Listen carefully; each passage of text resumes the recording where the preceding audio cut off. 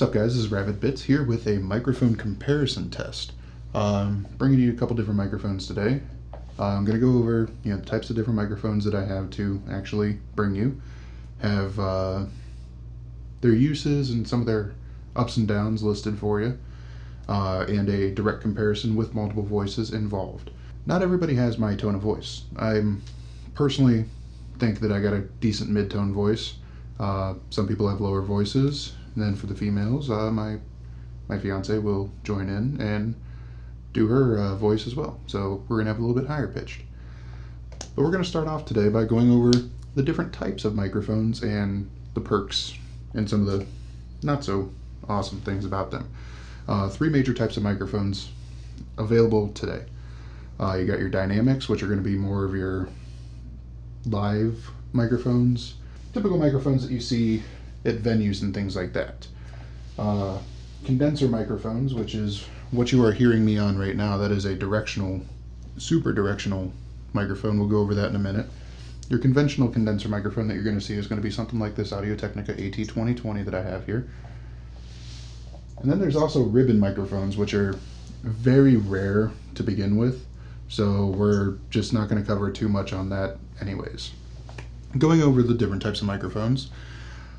Dynamic microphones. They tend to work better in your low to mid frequencies. They're also a little bit tougher. They also do not need a phantom power source. They are what is called a passive microphone. They're all in one. You could hook them up XLR, some are USB. The one that I'm showing you today is a USB microphone, but it does also have an XLR. We will listen to both versions of it so you can kind of see what the difference is. I really didn't think there was too much of a difference. Condenser microphones. Those tend to work better with higher frequencies. You're going to see those more in studio work. Condenser microphones do need phantom power, which is a 48 volt power signal sent to them. I use a Focusrite Scarlett 2i4, which does send a 48 volt phantom power signal to the microphone. The advantage of that is you actually do get better gain control without external or with the external devices.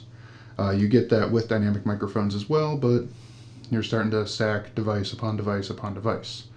There's also a different thing to cover with condenser microphones, the difference in between mic level and line level. Mic level is what the condenser microphone actually outputs. It is a very, very small electrical signal, barely able to be picked up by most devices. So that signal goes into a preamp, or in this case, the Scarlett has a built-in preamp that amplifies it to a line level signal. Something more usable, more friendly. There's also USB microphones. USB microphones basically have everything plugged into them already. Now the disadvantage of this is everything is put into a space that is about this big. When you start to condense things like this, get a condenser microphone, just the quality of your preamp and things like that really start to degrade. But the USB microphones, for most uses, such as streamers, YouTubers, things like that, it is plenty. They can either be based on dynamic or condenser capsules. Now we're going to start getting into a little bit more on the technical side. We're going to start talking about the diaphragms in these microphones. Now, smaller diaphragm mics, they excel at picking up higher frequencies. Just to put it in perspective, it's not that complex to think about. The smaller something is, the easier it is to move. Higher frequencies don't move as much air as a lower frequency does. Think about when you're out driving along and you hear that obnoxious kid in the car with subwoofers. You hear the bass sooner because it moves so much more air. So there's less weight with a smaller diaphragm to move, so it's going to pick up your mid to high tones considerably better than a larger diaphragm. But with that being said, larger, heavier diaphragms are great to pick up that low to mid, starting to get into the high range. You're going to need a more controlled environment for something like that, though. Heavier diaphragms are more fragile. Again, they weigh more. If you drop something like that Audio Technica AT2020 that I just showed you, the chances of it recovering are slim to none. It is a very fragile mic. You start to get to dynamic microphones, they're going to have smaller diaphragms. Those are seen on stage, and guess what? They keep coming back. Signal to noise ratio. This is a big one. The higher the ratio, the lower the sound floor is going to be. That basically means a quieter signal is going to get transferred into a higher voltage. Microphones with a lower signal to noise ratio, you're going to have to crank your gain up on that, in which case your sound floor is going to come with that. I will give you some examples of sound floor here when we actually get to the direct comparison.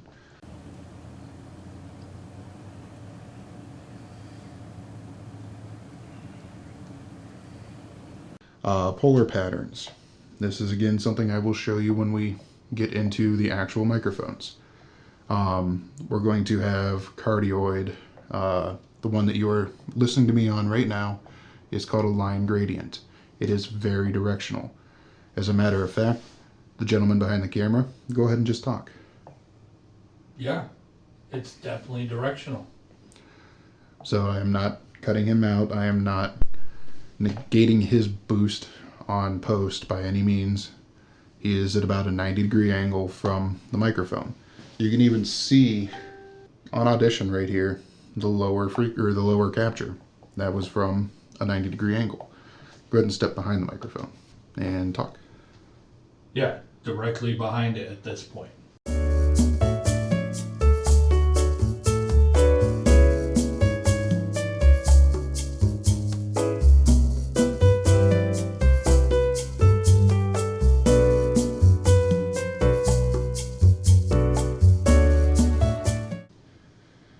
And it, again, barely picked him up. So that is the advantage of polar patterns. Basically what it means is the capture ratio of it. Right now it is directly facing me, so I'm going to be a little bit louder. It's going to be more pronounced. Now I'm going to actually show you guys the microphones that are being compared here in this test. We're going to start out pretty simple with a headset mic. I recently purchased these guys myself. These are the Corsair Virtuoso RGB SEs, being coined as having a broadcast grade microphone. It is a pretty decent sized capsule in there for a headset. This would basically be equivalent to a USB microphone though. I believe this one is dynamic, so it'll actually withstand some things. Next one is going to be a dynamic microphone called the Samson Q2U. Like I said, you're used to seeing these on stage. Pretty universal, they all look the same. It is USB and XLR, and will allow you to listen to the difference of both. Like I said, this is dynamic. No phantom power is required. The next one on the list is the Technica AT2020. This is a large diaphragm condenser microphone. Requires phantom power, adjustable, fragile. And the next one on the list is the Technica AT875R. This is a shotgun microphone, the one that I've been using this whole time talking to you guys. It is XLR, requires phantom power. It is the line gradient microphone. You're going to see these used in movies, TV, the news. Basically, if you ever see somebody with a boom mic holding it in the direction of somebody talking, that is a shotgun microphone that features a line gradient polar pattern. Now, the uses of each of these types of microphones in a conventional studio. One of my pastimes is to actually go out in the field and record short movies. Hence the AT875R, the line gradient shotgun mic. It is fantastic to put on the end of a boom pole. I don't have to be directly on anybody to actually capture what they are saying. Dynamic microphone, this particular one, the Samson Q2U. It is a USB powered microphone. One giant advantage of something like this is, again, we're going back to polar patterns. You don't hear much from this side, but you will hear everything from this side. Think about going to a concert. These guys are up there screaming into their microphones. I'm holding it like a douche, I know. How much of the crowd do you hear? You don't hear it. And that's not because of noise suppression or anything like that. It is the polar pattern. Basically, anything past the actual cage here, you don't hear what's behind it. I initially started using this myself because of loud keyboards. It did not pick any of that up while I was doing a gaming YouTube. But alas, I felt the need to upgrade because I am kind of a douche. And that's when I went to the Technica AT2020, a large diaphragm condenser microphone. So with this, it is not as directional of a microphone as something like a dynamic microphone. It has what is called a supercardioid pattern, which means it will hear everything behind it. It'll hear everything on top of it. But because of my vocal range, I am not so much a soprano as tenor, I would say. With a large diaphragm microphone, it picks up a better range of my voice.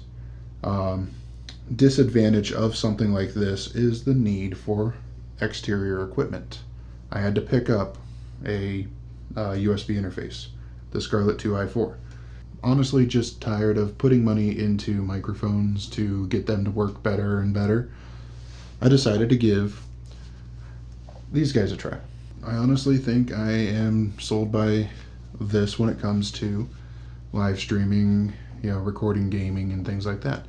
These are an all-in-one. The microphone quality, while very slightly behind the condenser microphone, is still insanely good. But I think I'm just content using that. I'm also in the process of switching this channel away from just strictly gaming YouTube. So just a nice, easy remedy is super good for me.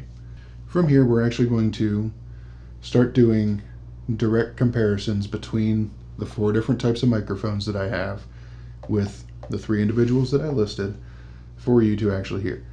At this point, I would recommend, if you're listening on your phone speakers or a TV, put some headsets on, or put a headset on. You're going to really start to notice the difference in between the microphones with an actual decent set of closed headphones on. So we'll be right back after we do this microphone comparison and wrap it all up and let you decide. This is the microphone comparison with Dustin on the Samson Q2U through USB. Test 1 2 3. Test 1 2 3. This is the microphone comparison with Harry on the Samson Q2U through USB. Test 1 2 3. Test 1 2 3. This is the microphone comparison with Renee on the Samson Q2U through USB. Test 1 2 3. Test 1 2 3. This is the microphone comparison with Dustin on the Samson Q2U through XLR. Test 1 2 3. Test 1 2 3. This is the microphone comparison with Harry on the Samson Q2U through XLR. Test 1 2 3. Test 1 2 3. This is the microphone comparison with Renee on the Samson Q2U through XLR. Test 1 2 3.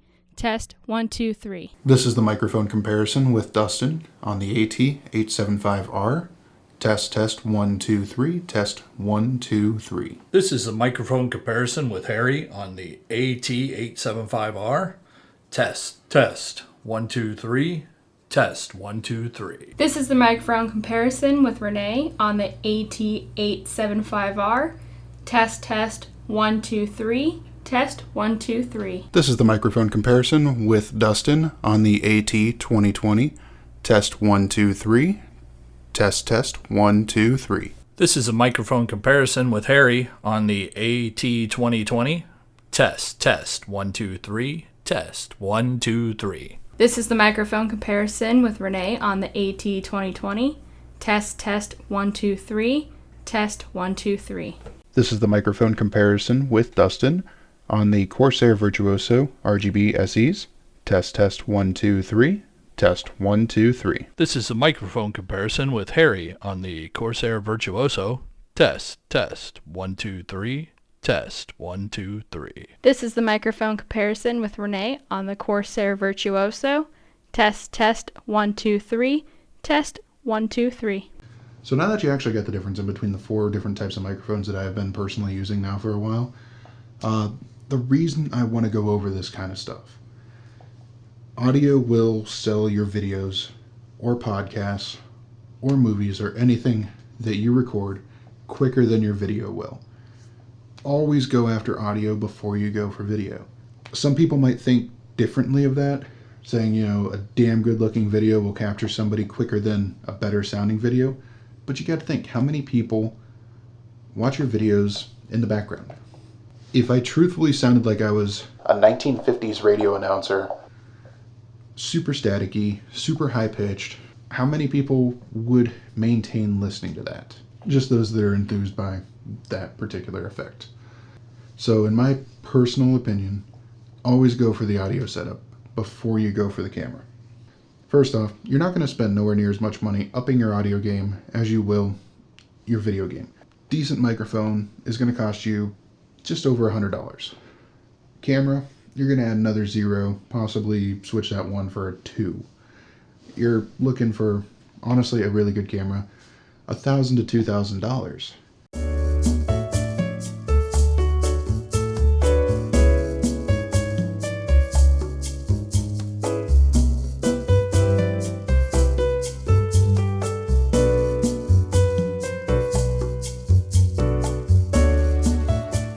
And then you got to learn all the software and all that kind of stuff.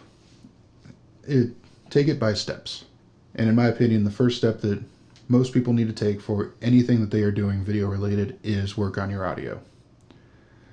And with that being said, this is Dustin with Rabid Bits, getting at you with your daily bit regarding microphones today. I'll catch you guys in the next one. See ya.